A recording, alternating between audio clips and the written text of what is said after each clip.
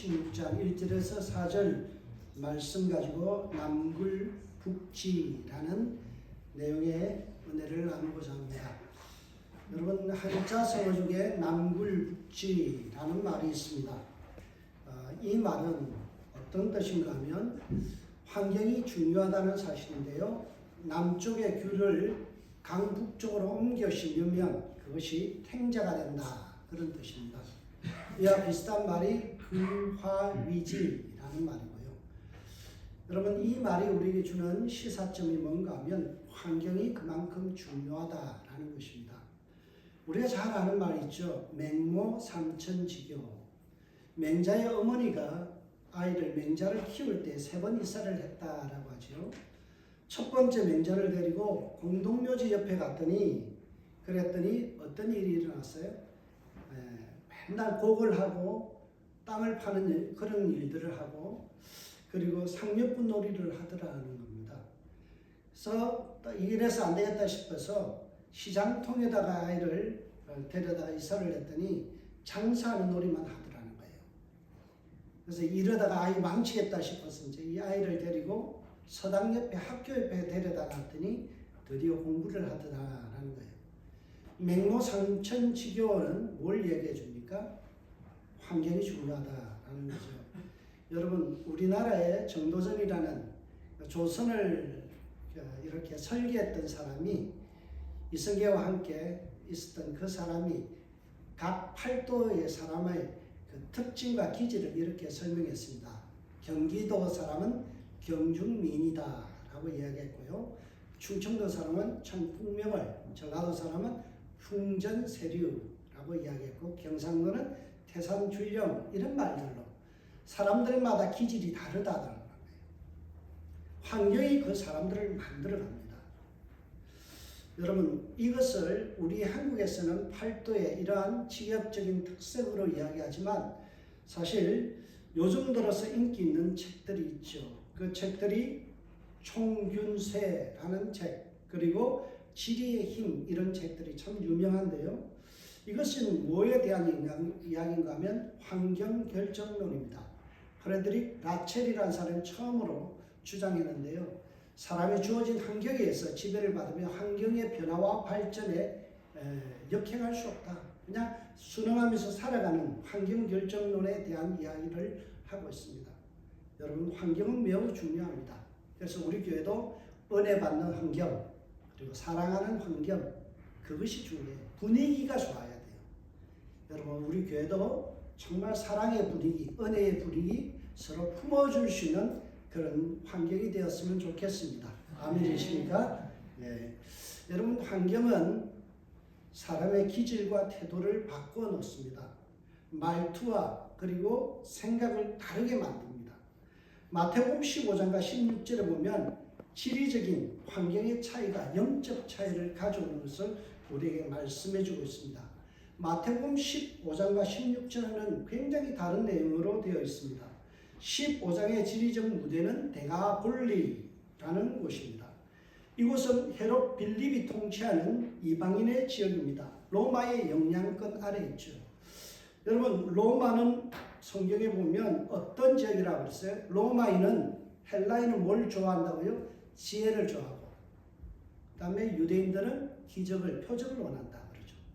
그만큼 지식에 대해서 굉장히 열려있는 집단이 바로 로마인들입니다. 그 문화권 속에 있기 때문에 예수님께서 지혜의 말씀, 지식의 말씀을 선포할 때 그들은 거부감 없이 받아들입니다.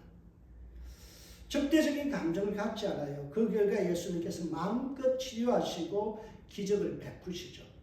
15장에 보면 예수님께서 데가볼리 근처 지역에서 7병이어 보리떡 7개, 떡 7개와 물고기 2마리로 4,000명을 먹이신 이 놀라운 기적, 잔치에 놀라운 일들이 일어나시죠.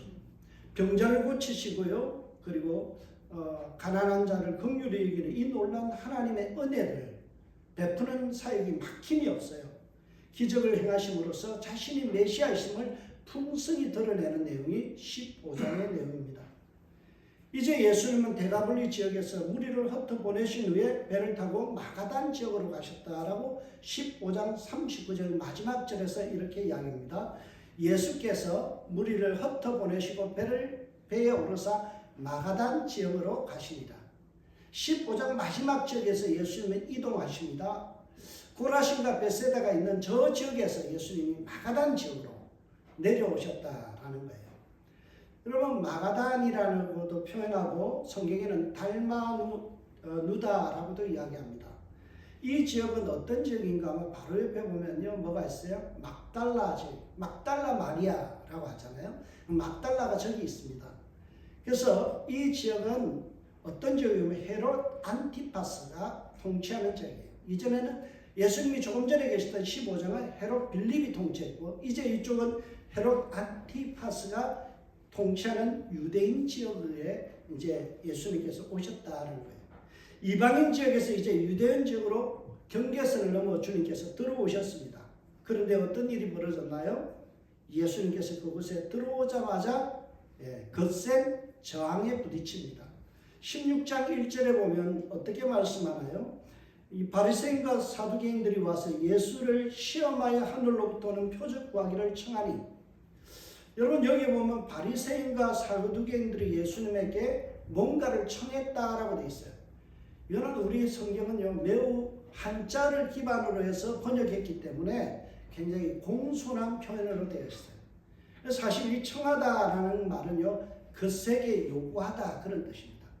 예수님을 향하여 그들은 바리새인과 서기관들이 때를 지어와서 예수님에게 뭐 했다고요? 하늘로 오는 표적을 구하기를 청했다라는 거예요. 그들은 매우 거친 은사로 예수님에게 요구합니다. 이것이 어떻게 적대적인 요구인지를 알 수 있나요? 그것은 요청한 이유가 예수님을 시험하기 위한 것이다 라는 말씀에서 우리는 힌트를 얻을 수 있죠. 여기서 사용된 바리새인과 사두개인들이 예수를 시험했다는 이 시험이라는 단어가 페이라조라는 헬라어인데요. 그 뜻은 도발하다 그런 뜻이에요. 도발하다. 예수님에 향하여 바리새인과 서기관들을 지금 저 모습대로 도발하는 거예요. 여러분 이 단어가 도발하다라는 단어가 마태복음 4장 1절에 등장하고 3절에 등장합니다. 마태복음에 보면 이 단어가 특이하게 사용돼요. 마태복음 4장 1절에 보면 그때 예수께서 성령에 이끌려 마귀에게 시험을 받으러 광야로 가사.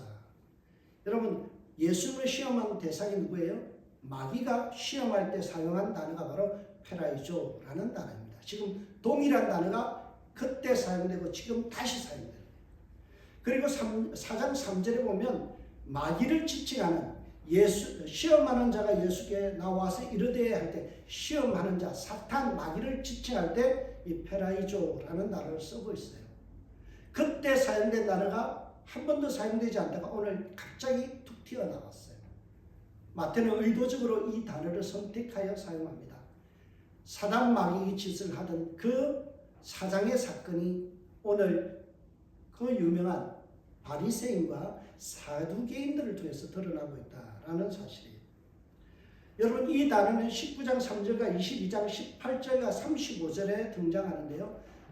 딱 이 단어는 언제 사용되는 거면 바리새인들이 예수님을 향하여 시험할 때만 사용되는 단어예요. 여러분 이 단어를 통해서 우리가 바리새인과 사두개인들이 예수님을 시험한 시험의 성격이 어떤 거예요? 매우 악마적이고 그리고 굉장히 이거는 사탄적인 시험이었다라는 거예요. 그런데 재미있는 것은요. 예수님을 향하여 시험을 걸어온 자들이 누구라고 되어 있어요? 바리새인과 사두개인이라고 되어 있어요. 여러분 그들은 결코 물과 기름처럼 섞일 수 없는 존재예요. 사도행전 23장 7절과 8절을 보면요. 바리새인과 사두개인들이 멱살 잡이하기 위해서 싸우는 내용이 나와요. 그들이 신학적인 견해의 차이로 그들은 치열하게 싸웁니다. 사두개인들은요. 부활을 부정해요. 그리고 천사도 없다라고 이야기하고요. 그래서 이 세상이 전부 다 이 세상에서 잘 살아야 된다. 하나님 말씀 가지고 윤리적으로 잘 살아야 된다. 라는 사람들이 바로 사두개인들입니다. 그래서 그들은요, 현실 정치에 굉장히 적극적으로 참여했어요. 놀랍게도요, 대제사장들이 어느 분파에 속하는가 하면 사두개파입니다. 대제사장. 여러분, 대제사장 하면 제사를 드리니까 이거는 종교적인 사람으로 우리는 생각하지만요, 그 당시 대제사장들은 레인들 중에서 사두개파들이 대대로 해먹었어요. 무슨 말입니까? 그들은 종교를 가장해서 정치 행위를 하고 그들의 이익을 챙기는 사람들이었다라는 거예요. 이에 비해서 바리새인들은, 바리새라는 말은 불리하다 그런 뜻이에요. 거룩하기 위해서 그들은 세속감, 담을 쌓고 사는 사람들이에요. 바리새인들은요, 현실 정치에는 관심이 없어요. 오직 영적인 것, 천사도 있고 그 다음에 부활도 있다라고 믿는 사람들이에요. 그래서 이 두 집단은요, 사두개인과 바리새인은 물과 기름 같은 존재예요. 결코 섞일 수 없는 이질적인 집단들이에요. 그런데 이 둘이 합쳐서 지금 예수님을 찾아왔다는 거예요. 그리고 뭘 행하여? 예수님을 향하여 시험하는 일을 행하고 있다는 거예요. 오늘 본문 16장 1절을 다시 보세요. 바리새인과 서기관들이 와서 예수를 시험하여라고 말씀합니다. 평소에는 서로 멱살 잡고 싸우고 서로 적대시하는 그들이요, 지금 예수님을 향하여 시험하는 일에는 찰떡궁합이 되어 있어요. 서로 야합하고 서로가 손을 맞잡고 있다는 거예요. 왜 이렇게 되었을까요? 그 지역 자체가 어떤 지역입니까? 사단에 사로잡혀 있는 지역이기 때문에, 영적 영향력이 아주 악한 지역이기 때문에 그들은 나쁜 일에는 손을 잡았다는 거예요. 평소에 생각이 달랐어요. 평소에 가치관이 달랐어요. 서로의 견해가 너무 차이가 나서 서로 멱살 잡던 그들이요, 악한 일에는, 예수를 핍박하는 일에는 발벗고 나서서 손잡고 예수님을 시험했다는 거예요. 이것을 전략적인 동업이라고 말할 수 있죠. 이들은 손을 잡고 연대하여서 예수님을 향하여 악한 시비를 걸고 있습니다. 가장 그렇게 해야 될 사람들이 사탄의 대변인 역할을 하고 있다는 거예요. 이들은 합세하여 예수님을 시험하기 위해서 들고 나온 주장이 뭔가요? 내가 진짜 메시아냐라는 질문이에요. 오늘 본문 1절에 보면 이들이 예수님께 요구한 사항이 뭡니까? 하늘로부터 오는 표적을 청하니라고 되어 있죠. 하늘로부터 오는 표적. 이 말이 참 중요한 말이에요. 여러분, 그들이 요구하는 것은 하늘에서 뭔가 사인을 줘야 된다. 이 말의 원래 뜻은 출애굽기 4장에 나오는 그 표적을 재현하라는 거예요.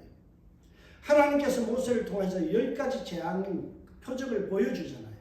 그걸 통해서 이스라엘의 진정한 지도자이고 선지자임을 보여줬죠. 그것처럼 너도 표적을, 그런 10가지의 표적을 보여서 우리가 신뢰할 수 있는지 검증해 보이라는 겁니다. 입증해 내라는 거예요. 예수 너도 그런 표적을 보여주면 우리가 믿어줄게 라는 그런 내용입니다. 이것은 매우 비꼬는 투의 말들입니다. 이런 악의적인 요청은 이번이 처음이 아니에요. 우리가 마태복음 12장 38절에도 동일한 내용이 나오죠. 그때의 서기관과 바리새인들 중 몇 사람이 말하되 선생님이여 우리에게 표적 보여주기를 원하나이다. 동일하게 12장에서도 그들은 표적을 원했고 16장에 나와도 그들은 표적을 원했는데 그때는 바리새인과 서기관들이었고 지금은 바리새인과 사두개인들이었다. 서기관과 사두개는 사촌지간이에요. 사도행전 4장에 보면요, 그들이 대제사장과 서기관과 사두개인들이 함께 예수에 대해서 그렇게 반대하는 목소리를 내는 내용이 나오죠. 그들은 함께 어울려 다니는 존재들이죠. 바리새인과 서기관들은 표적에 매우 집착합니다. 근데 표적은 유대인들은 누구나 관심을 갖는 주제였습니다. 그래서 바울이 고린도전서 1장 22절에서 이야기하죠. 유대인은 표적을 구하고 헬라인은 지혜를 찾는다. 분명 유대인들이 지금 요구하는 것은 표적입니다. 뭔가 신비로운 사인을 보여주면 우리가 믿겠다라고 이야기하죠. 근데 사실은 이것은 믿고 싶어서 요구하는 것이 아니라 반대를 위한 맹목적인 요구였다는 사실이에요. 믿고 싶어서가 아니라 반대를 위해서 그 구실을 삼아서 하늘의 표적을 보여달라는 겁니다. 여러분, 그런데 가만히 생각해 보세요. 예수님은 이미 인간이 할 수 없는 수많은 표적들을 이미 보여주셨어요. 예수님은 조금 전 대가볼리 지역에서 물고기 2마리와 보리떡 7개로 4,000명을 먹이고 7방주리가 남는 그 놀라운 사건을 주님께서 기적으로 베푸셨어요. 그것뿐만이 아니라 유대인 지역에서 12장 13절과 14절을 통해서 온갖 병을 고치시고, 그리고 15장 29절에서 31절을 보면 이방인들을 수많이 고치신 기적을 베푸셨어요. 예수님은 이미 5병이의 기적과 7병이의 기적을 베푸셨고 수많은 병자를 고치셨어요. 그 인간이 누구도 할 수 없는 일들을 하셨죠. 38년 된 병자도 고치셨고요. 혈병 걸린 여자도 고치시고요. 수많은 병자를 고치셨어요. 이보다 더 어떤 하늘의 표적이 필요한가요? 이미 예수님은 하늘로 오는 표적을 수많이 드러내셨음에도 그들은 믿지 않았어요. 그들은 인정하고 싶지 않았던 거예요. 바리새인과 사두개인들은 예수님이 메시아라는 사실을 인정하기 싫었기 때문에 예수님을 트집 잡아서 더 많은 표적을 보여달라고 요구하죠. 이것은 생떼에 지나지 않습니다. 또 다른 표현으로 그들은 표적을 구하지만 사실은 그들의 마음속에는 나는 어떤 표적을 보여줘도 믿지 않겠다라는 거죠. 그래서 유명한 말이 있습니다. 터집을 잡으려는 자에게는 어떤 말도 어떤 표적도 통하지 않는 법이다. 여러분, 우리 살아보면 그렇잖아요. 이미 마음을 닫고 있는 사람은요, 어떤 설교도 귀에 안 들어옵니다. 상대를 향하여 마음이 닫힌 사람은요, 어떤 설득력 있는 말을 해도요, 들으려고 하지 않습니다. 내 마음에 이미 정해져 있기 때문에. 네가 무슨 말을 해도 나는 안 들어. 네가 어떤 표현을 해도 정말 합당한 표현을 하고 맞는 말을 해도 나는 듣기 싫어. 그런 마음을 가진 사람에게는 예수님이 설교해도요, 안 들려요. 어떤 말도 안 들립니다. 인간의 악한 본성은요, 예수님을 메시아로 인정하는 것을 호락호락 내버려 두지 않습니다. 인간의 악에 물든 우리의 마음들은요, 예수님을 메시아로 받아들이는 일에 대해서 매우 거부적으로 행동하게 하고요, 그것을 예수님을 우리 마음속에 받아들이는 일 자체를 거부해버리죠. 인간은 반대를 위한 반대를 합니다. 많은 사람들이 그러죠. 예수님 보여줘, 그러면 믿을게. 여러분, 보여준다 해도 그 사람은 안 믿어요. 그럼 우리가 10가지 재앙을 봤잖아요. 이스라엘 백성들이 출애굽할 때 바로가 10가지 재앙을 다 봤음에도 불구하고 어때요? 하나님 앞에 항복하지 않는 거예요. 그게 인간의 본성이에요. 그래서 어떤 분이 그런 표현을, 새 심줄보다 강한 우리의 자아다. 소 심줄 있잖아요. 그 끊어지지 않는 그만큼 강한 게 우리 마음속에 또아리를 틀고 있다는 거예요. 이런 막무가내의 요구는요, 예수님 보시기에 참 참담한 요구죠. 그래서 예수님께서 유대인들의 속담을 인용해서 오늘 말씀합니다. 유대인들 속담에 이런 말이 있어요. 목자는 밤에 나타나는 붉은 하늘을 기뻐하고 아침에 나타나는 붉은 하늘을 조심한다. 이 말씀을 가져와서 그 당시에 유행했던 속담을 예수님께서 풀이해서 이야기합니다. 예수께서 대답하여 이르시되 너희가 저녁에는 하늘이 붉으면 날이 좋겠다 하고 아침에 하늘이 붉고 흐리면 오늘은 날이 굳겠다 하나니 너희가 날씨를 분별할 줄 알면서 시대의 표적을 분별할 수 없느냐. 여러분, 예수님께서 지금 이 사람들을 향하여 뭐라고 이야기해요? 너희가 세상의 기상학에 대해서 매우 밝고 지식은 많으나 영적 분별력이 없다. 영적 소경에 지나지 않는다. 여러분, 때로는 우리가 알고 있는 지식이, 우리가 갖고 있는 선입견이 말씀을 순수하게 받아들이는데 장애가 될 때가 참 많이 있어요. 때로는 우리가 갖고 있는 지식이 하나님 앞에 순수한 마음을 해칠 때가 많이 있죠. 제가 은혜 받기가 참 힘든 사람입니다. 왜요? 성경을 너무나 많이 알기 때문에 본문을 딱 들으면요, 어떤 때는 어느 목사 저걸 설교라고 해. 저 본문이 저렇게 이야기하지 않는데, 그 선입견 때문에 귀중한 말씀을 많이 놓칠 때가 있어요. 어린아이와 같이 어린아이가 설교해도 아멘으로 받아들일 수 있는 마음이 돼야 되는데, 우리가 갖고 있는 교만이, 지식이 때로는 하나님의 말씀을 거부할 때가 있죠. 이것을 영적 소경이다라고 말하는 거예요. 여러분, 우리의 지식이 성경보다 앞서는 안 돼요. 우리의 경험이 성경보다 앞서서는 안 돼요. 그래서 늘 기도하는 내용이 있어요. 성령보다 기도보다 앞서지 말자. 말씀보다 기도보다 앞서지 말자.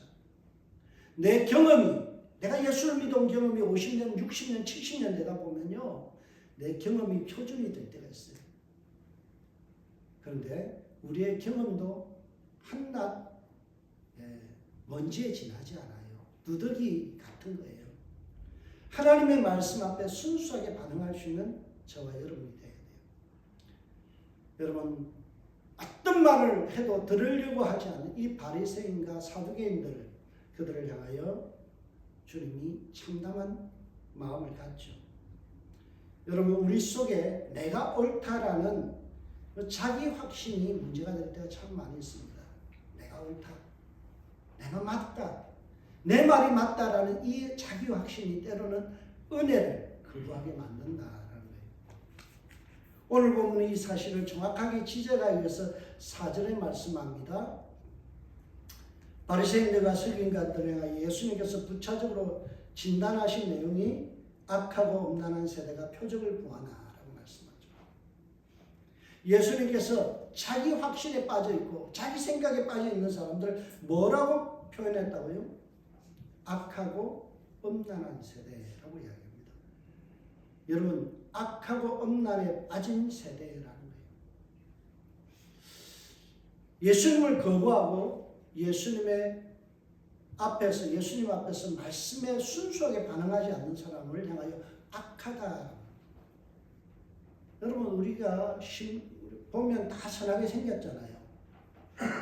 다 우리 성도님도 선하게 생겼잖아요. 주님 보시기에 주님 말씀을 받아들이지 않으면 악한 거예요. 주님의 말씀에 순수하게 반응하지 않는 것을 악하다라고 주님 평가했다는 사실이에요. 여러분, 이 악함은 보통 문제가 아닙니다.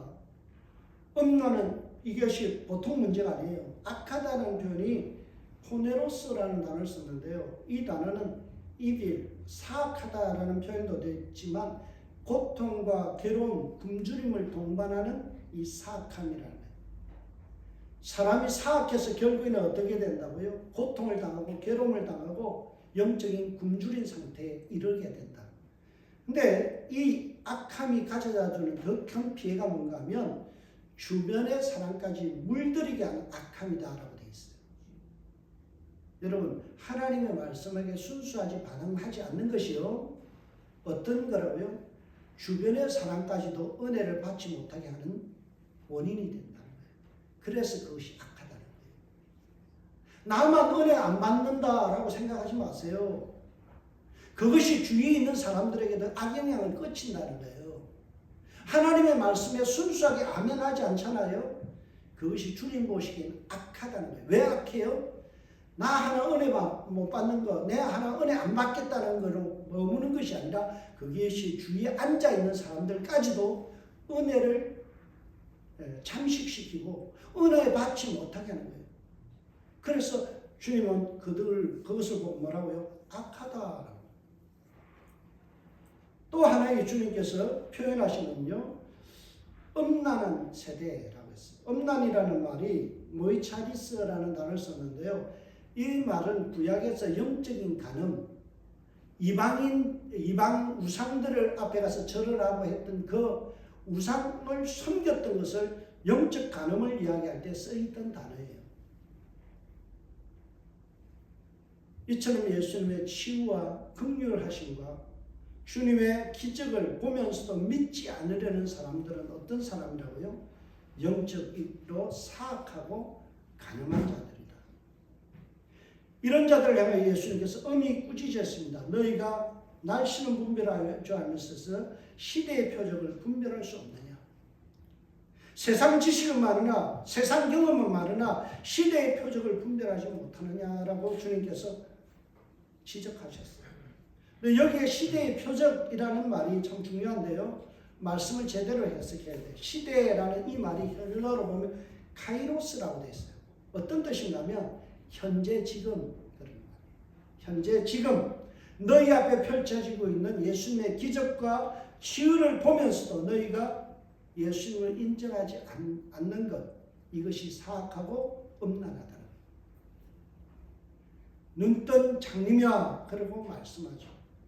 의도적으로 길을 막고 눈을 가리고 의도적으로 구원자 되신 예수님을 외면하고 부정하는 행위는요, 주님 보시기에 사악하고 영적으로 가늠한 자들이라는 거예요. 여러분 조심해서 들으세요. 주님, 이 세대 here and now, 지금이에요. 여러분 하루하루 살아가면서 하나님의 창조의 능력을 우리가 눈으로 목격하고 내가 아침에 일어나서 숨을 쉬는 것도 하나님의 은혜라는 사실을 인정하지 않는 것, 주님 보시기에 시대를 분별하지 못하는 거예요. 매일마다 우리가 주님께서 내 삶을 주관하고 계신 것, 이것에 대해서 인정하지 않는 것, 이게 사악한 거예요. 일어나면 하나님께 감사하세요. 잠을 잘 때 감사하세요. 오늘 하루도 무사히. 많은 사람들이 죽어나가요. 그런데 나는 살아있어요. 생명을 연장해 주신 하나님을 인정해야죠. 아침에 눈을 떴어요. 많은 사람들이 밤새 안녕하고 가셨어요. 그럼에도 불구하고 나는 생명을 다시 연장되어서 오늘 하루를 살아가요. 생명 주신 하나님, 그분 인정해야 돼요. 우리는 그것을 인정하지 않으면서도 나는 사악하다는 생각을 안 해요. 여러분, 불평하고 불만하는 거예요. 천념이에요. 내가 아침에 일어나서 젠장하고요. 여러분 입에서 막 나쁜 이야기들 하죠. 천념돼요. 사악한 거예요. 사악하고 음란한 바리새인과 사두개인들을 향하여 예수님께서 한 말씀 하십니다. 요나의 표적밖에는 보여줄 표적이 없느니라 하시고, 이 말씀은 마태복음 10장 38절에서 표적을 보였던 첫 번째 사람들 바리새인과 서기관들에게 하신 말씀과 동일합니다. 예수께서 대답하여 이르시되 악하고 음란한 세대가 표적을 구하나 선지자 요나의 표적밖에는 보일 것이 없느니라. 12장에도 그리고 16장에도 동일하게 예수님이 악하고 음란한 세대를 향하여 보여주시는 표적이 뭐라고요? 요나의 표적이다.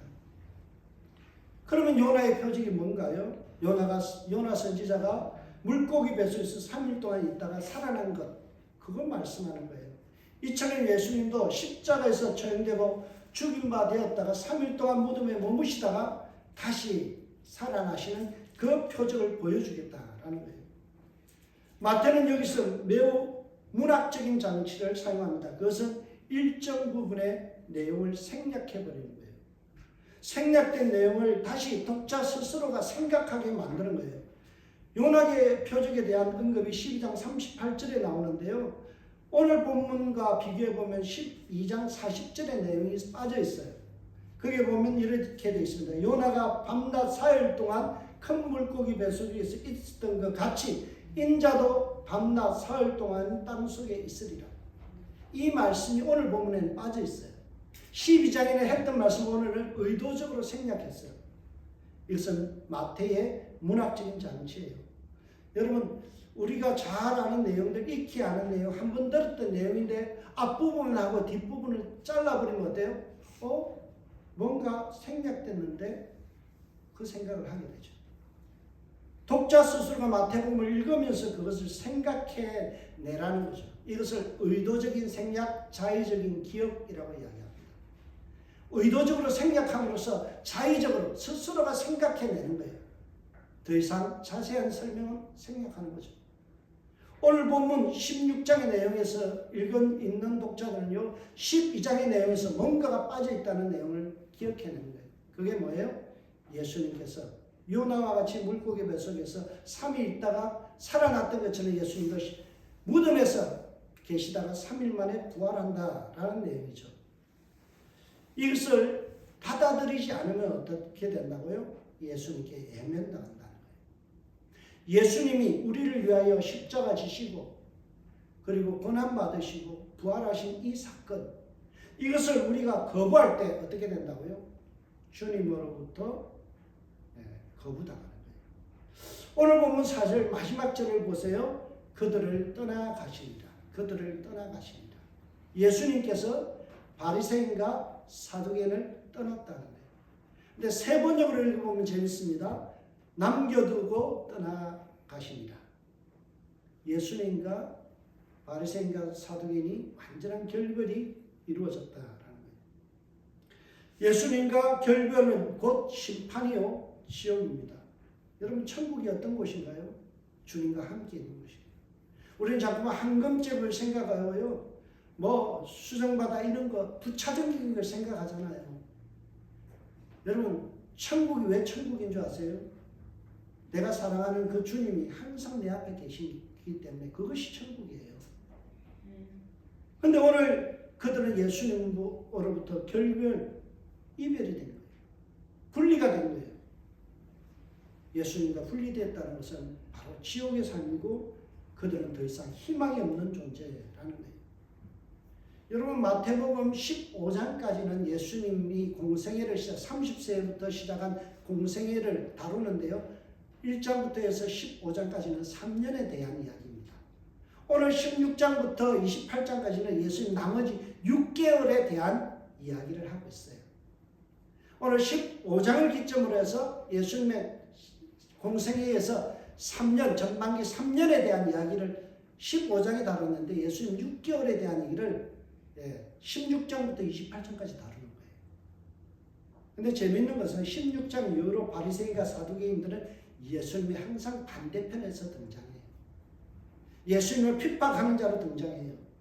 그는 예수님을 죽이려는 일에 가담하여서 사악한 음모들을, 음란한 일들을 행하는 일, 그 분파에 속해져 있어요. 마태복음에서 사두개인과 바리새인들이 함께 세트로 등장하는 것이요, 마태복음 3장 7절에서 10절이 처음이에요. 여러분, 요한이 회개하라, 천국이 가까웠다라는 말씀을 광야에서 외친 후에 뭘 해요? 세례를 베풀 때 그들이 세례 받으러 나왔죠. 바리새인과 사두개인들이 할 때 그때 세례 요한이 뭐라고 합니까? 독사의 자식들아, 그 말씀하시죠. 독사의 자식들아, 누가 너희를 가르쳐 임박한 진노를 피하라 하더냐. 그러므로 회개에 합당한 열매를 맺으라. 이미 도끼가 나무 뿌리에 놓였으니 좋은 열매는 맺지 아니하는 나무보다 지켜 불에 던지라. 바리새인과 사두개인이 처음 등장했을 때 들었던 말은 독사의 자식들, 이 말이에요. 이 표현은 굉장히 거친 표현입니다. 여러분, 회개 없이 회개에 합당한 열매를 맺지 않고 예수님을 믿지 않는 사람은요, 이미 도끼가 나무 뿌리에 놓여 있는 상태, 곧 심판이 곧다 있는 상태라는 거예요. 이들이 왜 이렇게 되었나요? 종교를 이용해서 장사해 먹으려는 그 악한 영향권 속에 있습니다. 대제사장이라는 사람이 정치를 통해서 자기 이익을 누리고 많은 성전세를 걷어서 자기 착복하는 이 시대 속에서 살아가다 보니까 그 밑에 졸개 노릇했던 사두개인들이 어떻게 돼요? 물들어가는 거예요. 거룩을 자처했더니 바리새인들까지도 썩어가기 시작했다는 거예요. 여러분, 악마의 영향권 속에 살아가는 자는요, 종교의 탈을 썼지만 결국 하나님의 일을 생각지 아니하고 사람의 일을 생각하는 그런 일들로 전락하고 맙니다. 여러분, 마태는 우리에게 질문합니다. 당신은 어느 편에 설 것인가? 마태복음 15장과 16장은 온도차를 보여줍니다. 구원자 예수님의 은혜를 간절히 바라는 이방인들이 등장하고요. 그들에게는 풍성한 은혜와 은혜의 잔치가 베풀어지고 은혜가 부어졌어요. 그러나 예수님의 사역을 사사건건 시비를 놓으며 예수님을 향하여 시험을 걸었던 이들은 어떻게 돼요? 은혜가 거둬지고 예수님께서 떠나가는 사건이 일어났다라는 사실이에요. 나는 과연 어느 편에 설 것인가? 은혜를 사모하는 자리에 있을 것인가? 아니면 예수님을 향하여 사사건건 거부하며 예수님을 밀어내는 자리에 있을 것인가? 나는 어떤 영향권 속에 있는가? 은혜의 영향권 속에 있고 복음의 영향권 속에 있느냐? 아니면 종교라는 탈을 쓴 그런 나쁜 영향권 속에 있을 것인가? 나는 은혜를 사모할 것인가? 예수님을 배척할 것인가? 여러분, 환경이 중요합니다. 아무리 하나님의 축복의 대상이었던 유대인이라 할지라도 예수님을 거부하는 풍토 속에서 그리고 만몬이 지배하는 그 돈을 추구하는 그 세상 속에서 살다 보면 그들도 타락할 수 있다는 거예요. 우리말에 그런 말 있죠. 금묵자흑. 묵을 붓글씨를 쓸 때 먹을 가까이 하면 돼요. 옷이나 손에 먹이 묻는다는 거예요. 까매진다는 거예요. 조심하십시오. 이 한 주간 살아갈 때 여러분 환경을 살펴보세요. 어떤 사람의 말을 내가 주로 듣고 있는지, 은혜의 말을 듣고 있는지, 아니면 부정적이고 끊임없이 어떤 은혜를 방해하는 말들만 듣고 있는지, 내가 유튜브를 들을 때 끊임없이 세상을 비판하고 기독교를 비판하는 이야기만 듣고 있는지, 아니면 은혜의 감정의 나눔들을 듣고 있는지, 내가 찬양을 듣고 있는지, 세상에 썩은 그 냄새나는 뉴스거리만 끊임없이 재생산하고 있는지, 정치 이야기를 통해서 그 쓸데없는 이야기를 통해서 내 입이 더럽혀지고 있는지, 그런 사람들 만나서 끊임없이 비판하고 비난하다 보면요, 영적으로 내가 물들어가요. 이 한 주간들 여러분의 입술을 지킬 수 있기를 바라요. 여러분들 살아가면서 좋은 환경 속에서 살아가길 바라요. 은혜를 사모하는 환경, 내 주위의 사람들에게 좋은 영향력을 끼치고 우리가 함께 마음을 모아서 주님의 은혜를 사모하는 은샘교회에 대해서, 은샘교회는 은혜의 샘, 은사의 샘이 되는 놀라운 교회가 되길 주님으로 축복합니다. 기도하겠습니다. 하나님 참 감사합니다. 오늘도 마태복음 16장 1절에 4절의 말씀을 가지고 은혜를 나눴습니다. 잘못 전한 거 있으면 저들의 머릿속에서 지워주시고 오직 예수 그리스도의 말씀만 남게 하시며, 말씀을 전한 자는 없어지고 오직 예수 그리스도만이 증거되게 하여 주옵소서. 예수님의 이름으로 기도합니다.